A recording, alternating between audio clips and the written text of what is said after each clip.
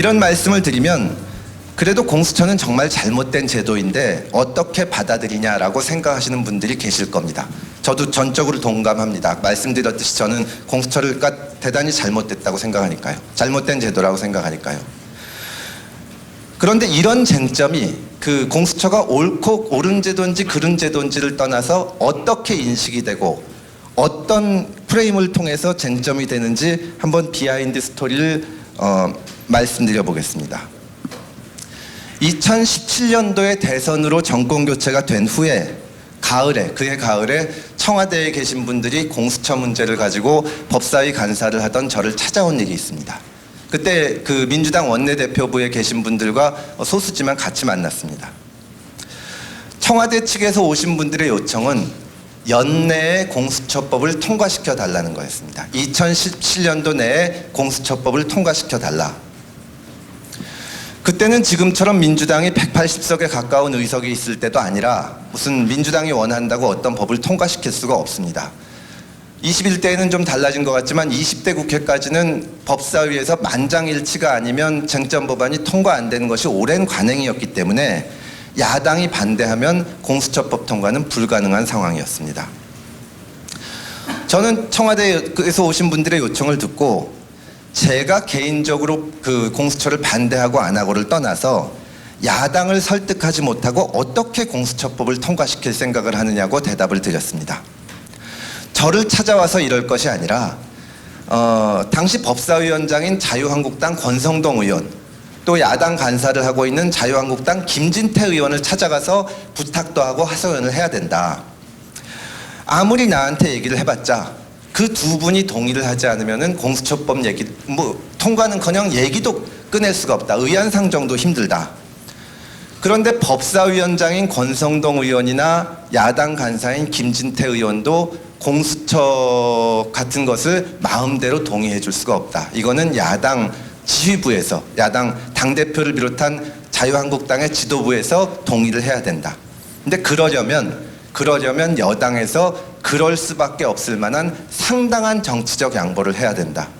대통령이 찾아가서 부탁을 하고 정치적으로 어떤 선물을 주고 그런 것이 필요하고, 제가 그때 구체적으로 제안했던 것은 적어도 검찰개혁에 있어서는 그것이 여당의 힘으로 된 여당의 성과가 아니라 야당이 더 양보하고 받아들여준 야당의 공이라는 것을 아주 공개적으로 말을 해야 저쪽에서 받을지 말지라고 말씀을 드렸습니다.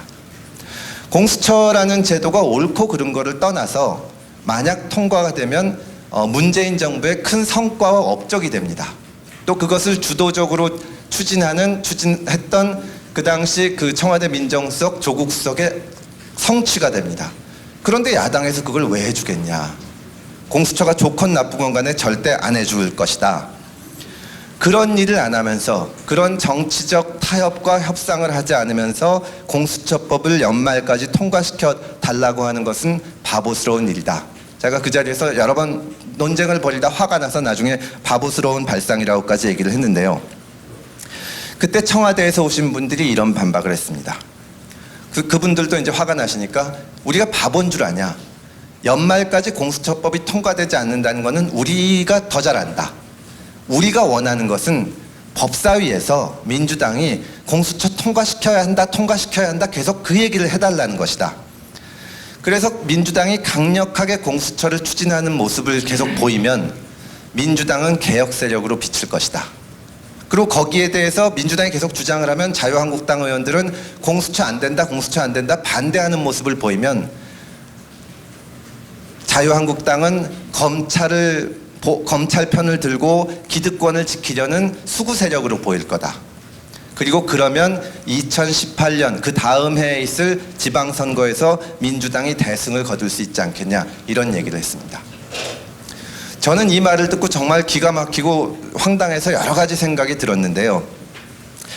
예를 들어서 공수처를 정말 이분들이 하고 싶은 건지 아니면 정치적인 어떤 도구로 쓰는 건지 그것부터 시작해서 많은 의문이 들었지만 다른 얘기는 다 오늘은 생략하고 이 말씀만 드리겠습니다. 공수처가 검찰개혁의 상징으로 인식되는 상황에서는 너무나 잘 아시겠지만 그런 이슈를 놓고 지루한 다툼을 벌이는 것은 당연히 반대하는 쪽에 불리하게 작용합니다. 이것이 바로 프레임입니다. 선거에서 이겨서 추진할 정책을 선택할 수 있을 때는 당연히 원하는 정책을 선택해서 추진하겠지만, 그렇지 못할 때는 쓴 약을 삼키는 마음으로 불이익을 감수해야 됩니다.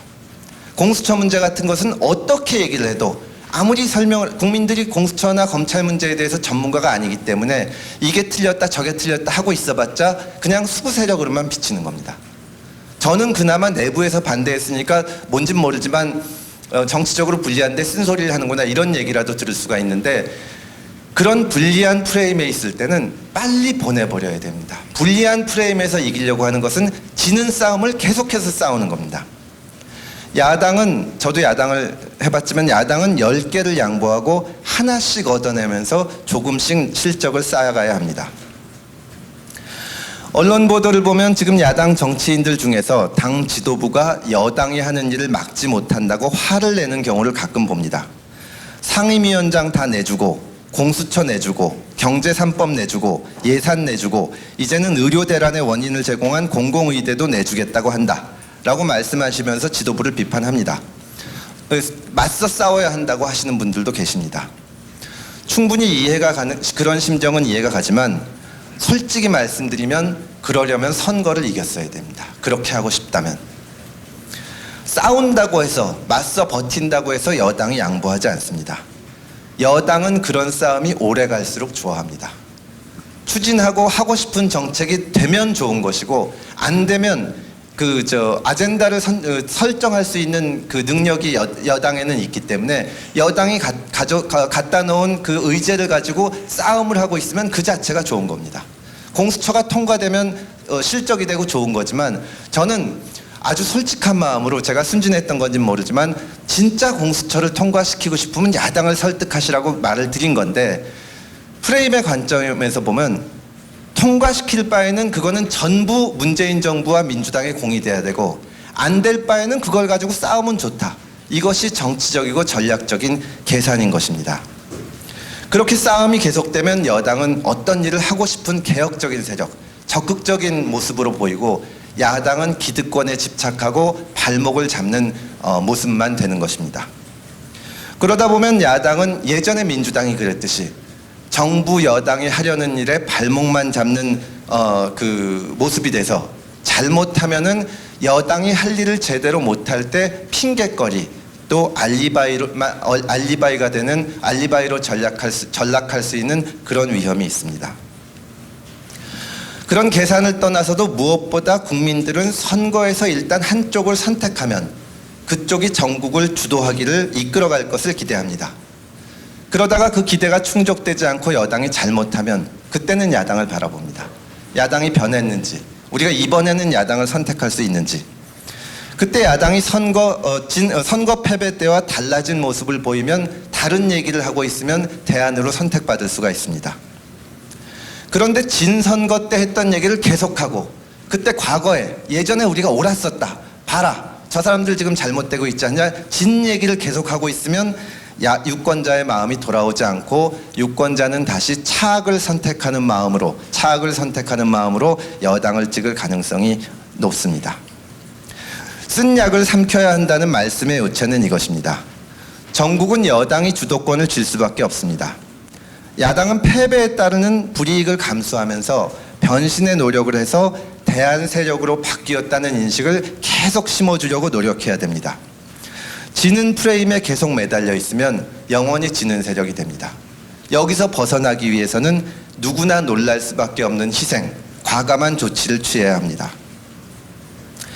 국민의힘이 광주 민주화 항쟁에 대해서 사과를 하고, 최근 정부가 내는 여당 쪽에서 추진하는 법안에 대해서도 유연하고 합리적인 대응을 하는 것은 정말 훌륭한 일이라고 생각을 합니다. 그러나 저는 솔직히 조금 더 하셨으면 좋겠습니다.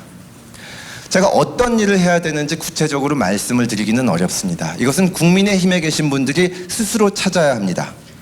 인물이든 정책이든 구호든 과거의 관행을 상징하는 것을 찾아서 과감하게 자르고 바꿔야 합니다.